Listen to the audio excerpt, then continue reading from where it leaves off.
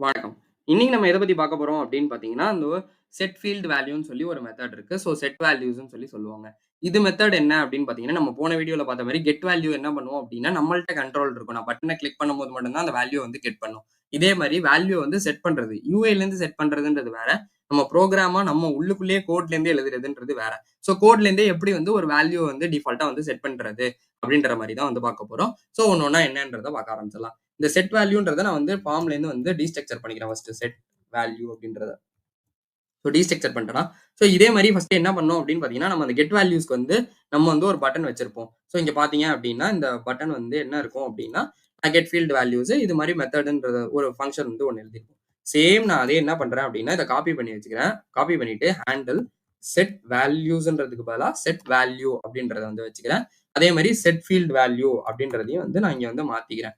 So இந்த பட்டனையும் வந்து வச்சாச்சு. இங்க நமக்கு வந்து எரர் அடிச்சிட்டே இருக்கும். ஏன்னா நம்ம வந்து அந்த ஃபங்ஷன வந்து செட் பண்ணல. ஸோ அதனால நான் என்ன பண்றேன் அப்படின்னு பார்த்தீங்கன்னா, மறுபடியும் வந்து ஒரு ஆரோ ஃபங்ஷன் மட்டும் வந்து எழுதிக்கிறேன்.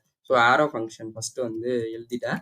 ஸோ எழுதிட்டு நான் இப்ப என்ன பண்ண போறேன் அப்படின்னு பார்த்தீங்கன்னா, வேல்யூ வந்து செட் பண்ண போறோம். ஸோ சேவ் பண்ணிடலாம். நமக்கு எரர் வந்து போயிடுச்சு.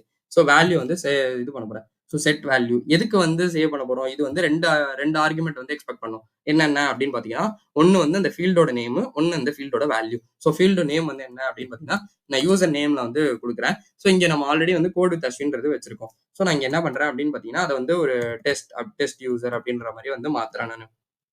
ஸோ இப்ப நம்ம வந்து குடுத்தாச்சு. புரோகிராமேட்டிக்கலா குடுத்தாச்சு. இப்ப இந்த பட்டன கிளிக் பண்ணா எனக்கு வந்து இந்த வேல்யூ வந்து சேஞ்ச் ஆகணும். ஸோ செட் ஃபீல்ட் வேல்யூ அழுத்துறேன். டெஸ்ட் யூசர்ன்றது நமக்கு மாறிடுச்சுல.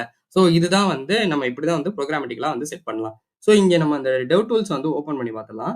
இங்க பார்த்தீங்க அப்படின்னா, டெக்ஸ்டும் வந்து ஃபால்ஸ்ல இருக்கு. டர்ட்டியும் வந்து ஃபால்ஸ்ல இருக்கு. ஆனா நம்ம அதோட வேல்யூ வந்து சேஞ்ச் பண்ணியிருக்கோம். பட் யூசருக்கு வந்து எப்படி இருக்கு அப்படின்னா, நம்ம வந்து இந்த டெவலப்பர் டூல்ஸ் ஓப்பன் ஓகே அதுல எதுவுமே சேஞ்சே பண்ணல அப்படின்ற மாரி இருக்கு.